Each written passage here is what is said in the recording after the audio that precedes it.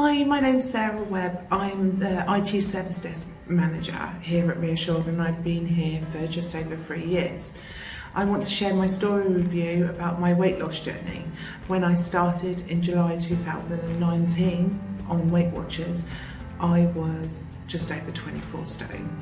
I'm now just under 13 stone, so I've still got a little way to go. So what made you begin your weight loss journey? I didn't feel very well. I had lots of aches and pains, felt very sad, didn't think it was because of my weight or anything, but went to the doctors and I got weighed, and it was one of the old-fashioned scales and it went off. So I weighed, I think, more than what the scales could show, and I hadn't weighed for years. And the doctor said, I think you need to go on a Weight Watchers journey, and they gave me 12 weeks free. I came out of the doctors with the bit of paper and I cried, and I thought, I better do something because I feel really rubbish, and I knew they weren't going to help me unless I did something for myself to prove that I needed the help. And when did you start your weight loss journey, and where did it begin and where did it end? So I started in July 2019. I joined Weight Watchers. I went straight on holiday, and I lost a few pounds leading up to Weight Watchers. Then went on holiday and put those pounds on. Went every week to class. Didn't always stay for the class, but went every week. And after I lost the first 4 stone, I joined a gym, and that took from the July to the February the following year. Joined the gym, then they closed them because of COVID. 45 years it took me to join a gym, and they closed them all, every single one of them. But I loved it, and I started exercising. And then in the lockdown, I stopped for a couple of weeks because I was so down about the lockdown and a bit scared. I'd also got a letter saying that my BMI was 49, so I was on the high risk as very overweight, even though I'd come down by then because I'd already lost 4.5 stone. And my dad got an exercise bike out, and then when you could walk with people, I started walking. And walked, and I lost another 3.5 stone in that lockdown, so I was up to about 8.5 stone when we opened the offices, just a little bit, and everyone noticed the difference, and it gave me a real buzz, and I was really, really happy with myself. And then they locked us down again, and it was Christmas. I went on holiday again, and then it was Christmas. And I still stuck to my goals and my diet, but I did have a good time as well. And I gave up alcohol for a bit because I was a big drinker, just sociably. But I started walking again with friends, long distances, 10, 15 Ks, not just your short little. I took a lunch break, which I never do in the office, and would always take an hour for lunch and go out for a walk. And first of all, it was just like 4K because that's all I could fit in at a lunch, but then I started running, so it was 6, 7K. And now I run most mornings, 6K. Before I even start work, I set my alarm early.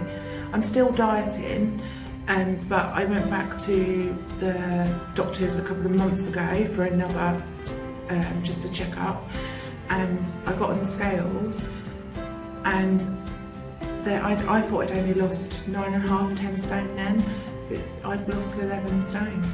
And the nurse called the doctor in, and she just couldn't believe it. She had seen me once on Zoom, but she was just beside herself, just couldn't believe what I'd done and when I was just telling her it's just about the diet and about the exercise now, and how addicted I am to exercise and how it makes me feel. Yeah, she was just so happy, and my BMI is now 27 instead of 49. And how do you think this has impacted your mental well-being? I think it's just, I don't know that I would have got through lockdown without it. I don't know. The first 2 weeks of not doing any of it, and just staying in and being quite miserable with the world as it was. I think if I would have carried on that, I would have put the weight I'd already lost on, and I think I would have been in a lot different place. I live with my dad. I couldn't see my friends or family at all or anything. The only way at the moment, and back in the first lockdown, with 3 lockdowns in, to see people was by walking with them. Well, 2 years ago I wouldn't have walked anywhere where there's no way. Without this, walking with my friends, I wouldn't still be able to see them at all. So yeah, I think it's helped so much. I'm happier. I never knew that I was sad because of being overweight. I was quite happy being a big girl. It didn't ever bother me. No one made me feel bad because I was big. I didn't get bullied about or anything, and I was big. But I wasn't happy, and I didn't know that until now. Now I realise, and that's exercise as well. That's not just the diet, don't get me wrong. I found a new passion and a new obsession for something that can help and get me through, and a reason for it. What advice would you give to anyone in the position where they're trying to lose weight, be healthier? Give yourself a chance, go for help, join Weight Watchers Slimming World. See, it gives you a plan and makes you understand food, and how it can help you and how it can't help you. I don't go without. I had a little Mars bar in training earlier. I don't go without at all. Weight Watchers can make you point for all of it, so you can have good, bad things. That just takes up your points for the day, and walk. The weather's getting better now. Get outside. It's safe no matter who you are. It's safe if you can walk. Walk with one friend. Walk by yourself. Just get out there and do that exercise with it. Once you get to that comfortable size, I know that when I first started, I wouldn't have gone to the gym or anything. I was so big, and I know you have to lose that little bit to give that confidence. And if you have a bad day, don't give up. One bad day does not matter. One bad day of Domino's pizza, it does not mean that you've got to give up that journey. It's just one bad day. Put that bad day behind you and start the next day. That's what I've always, and promise yourself treats. I always promise myself a glass of wine on a Friday. Don't always have it, or a gin and tonic. I don't always have it, but the fact that I know I can have it if I want it, that gets me through. And were there any low bits where you struggled with motivation? And if they were, what got you through it? Yes, motivation. Like I said, in the first lockdown, I didn't want to do anything.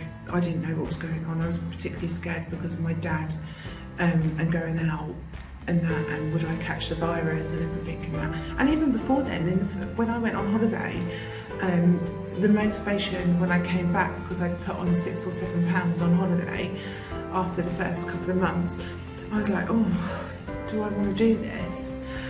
But it's for the health benefits and I just remembered what my goal was. I never put on, I only wanted to lose a couple of stone to begin with, that's all, just to get down to healthy.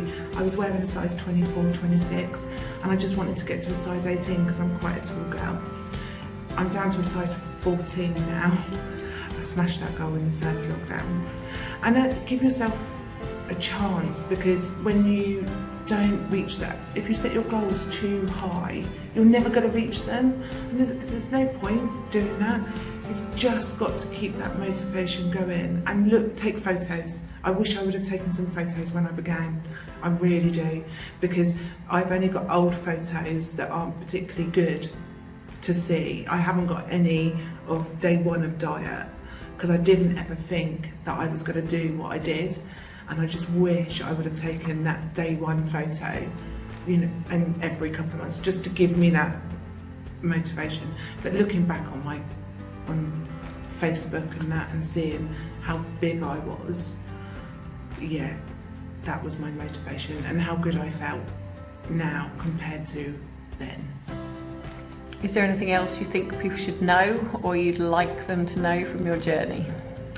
I just think you just need to be kind to yourself, and even if you have a bad day, if you decide to go on a diet journey, on a walking journey, fitness journey, that if you have one bad day, just don't write it off ever. And I think that's a life hack, as Amy would call it. Just one bad day isn't gonna break you. You just pick yourself up. 2 bad days isn't gonna break you either. Just be kind to yourself and give yourself a little bit of a break if you have a bad, and just don't give up.